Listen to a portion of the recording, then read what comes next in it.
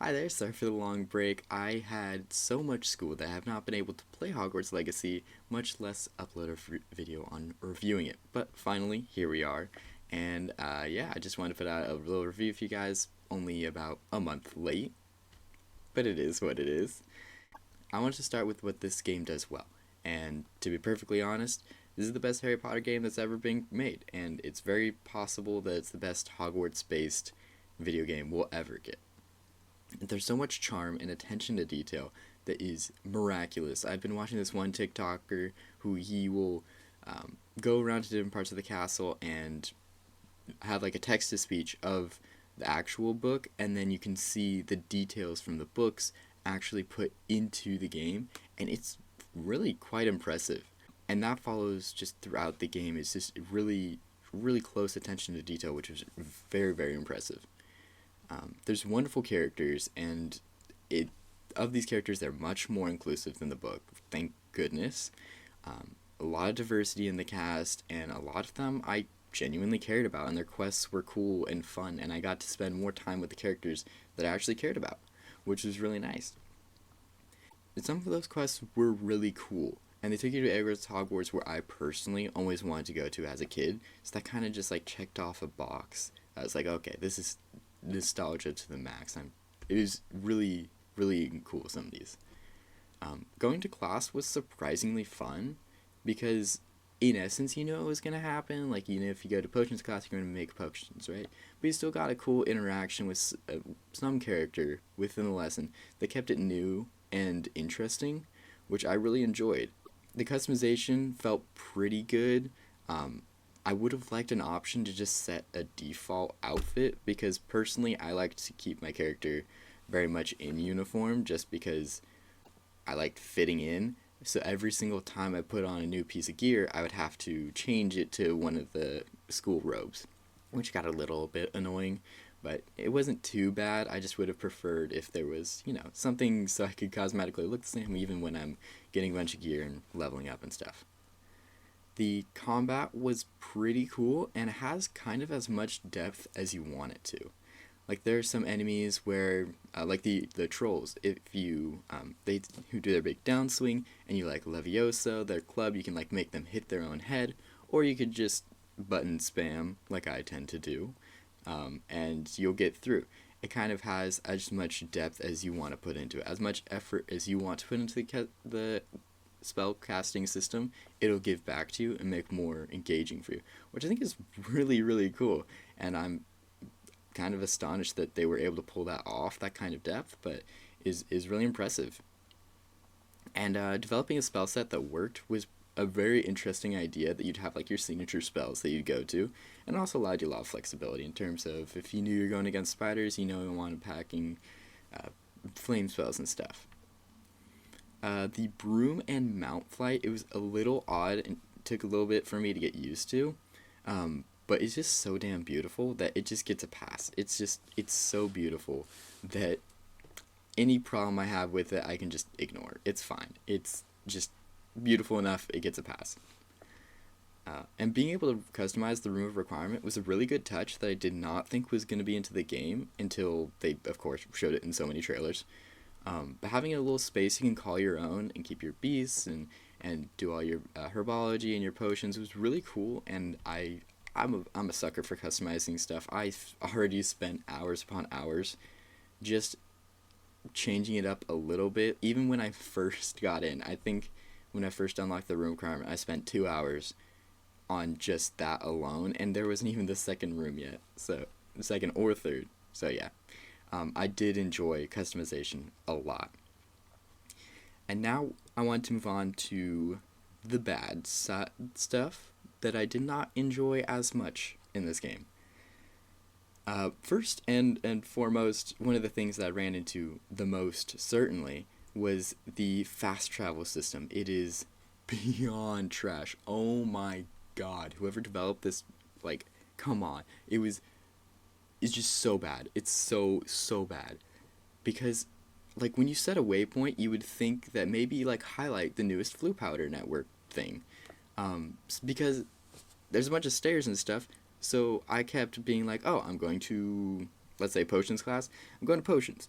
and there's a green dot that's close to the potions classroom. So I'm like, okay, I'll go to there.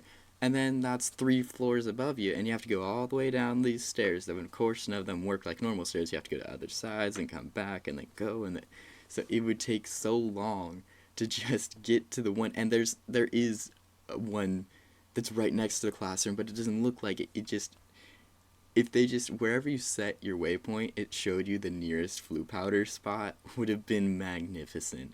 But because it's just such a condensed castle, like sometimes you just click on the wrong one, and I have to traverse what feels like half the castle just to get 1 floor down. And the side quests having prerequisites. Like for your class, you have to defeat a troll and you have to get 3 of these plants. Like, I get it, you're supposed to have homework, okay, thematically, I get it. But also thematically, I don't get it. Why would Professor Garlic, the herbology teacher, need troll bogies? Like, some stuff just didn't make sense as to why that professor would need that, and also why would the herbology teacher want you to fight things? That just doesn't quite make sense, and also it made going to class not fun. Because I knew that I'd have to do these random things that had nothing to do with the class just to go to it, which just felt bad. I didn't want to have to do this random stuff that just felt pointless. And also, why is the potions teacher teaching me Depulso? Why did the flying teacher teach me Glacius? It just didn't make sense that some of these teachers would teach you spells when that's for charms and defense against the dark arts. It just kind of was immersion breaking, and that professors that wouldn't be teaching you magic spells were teaching you magic spells. And speaking of spells, oh my gosh, combat sucks ass sometimes when certain interactions don't go how you would expect them to, and some enemies seem to hold attacks, like Elden Ring, where they start the swing and then they kind of slow down, and then they finish the swing. And it seems like some enemies seem to attack faster than the indicators indicating. Like, with the Inferi, I found them incredibly hard to fight because some of them would hold their attack and then also go quicker than you would think. It was just so odd that the timing of them wasn't, like, the same, given that this isn't supposed to be a hard game in combat. Like, it's not an Elden Ring, it's not a Dark Souls, so why is it kind of having some of these mechanics from them when it's just not that game? Like, it's just not that serious. And I do love Professor Fig. I think he's a fun character, and just hanging out with him was a good time. But some of those ancient magic quests where you're going into the, like, belly of Hogwarts and you're fighting these statues and these little knight guys, I did not give a shit about it. I did not give a shit about the whole ancient magic system. The whole thing, I hated it. Because, like, it took away from the experience. I thought it was just going to be, like, a student at Hogwarts, doing my thing, going to classes, studying magic. But, of course, like, I have to be this chosen one for it to be interesting. Okay. Like, the entire ancient magic system, like, I think it just could have been done away with. Because you could have just done, like, a combo multiplier and then, like, hey, now you get to do your signature spell. Like, you get to do an Expelliarmus, but it's, like, really powerful or something. You don't really need this big power-up in the middle of combat that is completely different from all your other attacks. It just really took away from the whole experience. And I was trying to do a non-lethal playthrough because I think the idea of a 5th year literally killing people is very weird. So I was using all non-lethal magic, but of course, when you use the ancient magic, sometimes you just pop people. Sometimes you literally just make a guy explode. Like, okay, I guess who cares about that? That's like a really, like, niche thing, because I'm sure not that many people are trying to do a non-lethal run, but I was like, alright, well, I guess the non-lethal run's done. The towns outside of Hogwarts and Hogsmeade have just no personality. I mean, Hogsmeade itself is a little bit bland, but I'll give it a pass because some of the shops are really cool, and you get a lot of dialogue when you pass through. I cannot tell you one defining feature from any of the towns outside of Hogsmeade. They are the same. They are just a pain in the ass to get to, and the most boring pieces of content I've ever seen. They were just all brown, and a few houses, and that's it. A lot of farmland. I just thought they were so boring, and also, just from reading the books and the movies, and watching the movies, of course, they shouldn't have been there. So it's kind of like just breaking the immersion for just no reason. I would vastly prefer, like, instead of the little towns, maybe a trip to Diagon Alley or something. Like, just that didn't really make any sense. Also, speaking of boring things, the Hufflepuff common room is so boring and just weird. Like, I'm a Hufflepuff through and through. I love plants. As you can tell, I've got this guy around me. I've got like 15 plants in this room, right? And the one, like, cardinal rule of plant care is it has to have light. And there's no light in this. It's almost a dungeon. I know the Slytherins are the one in the dungeon, but oh my gosh, it's so dark in here in this ugly yellow. It's just so gross. For what? Like, of all of the plants they chose to be like the highlighted one, like, I can tell you right now, I've got low light plants around me. I know which ones would work. I know this pothos, it works. You can put it in low light. It's like pretty much fine. A cactus? Why, of all the plants they chose to highlight a cactus? Like, the whole thing about Hufflepuffs is supposed to be like hardworking, loyal, and like general. They're thought of as like the warm, fuzzy, cuddly like house, right? A cactus is not cuddly. It's got pointy things on it. It'll stab you.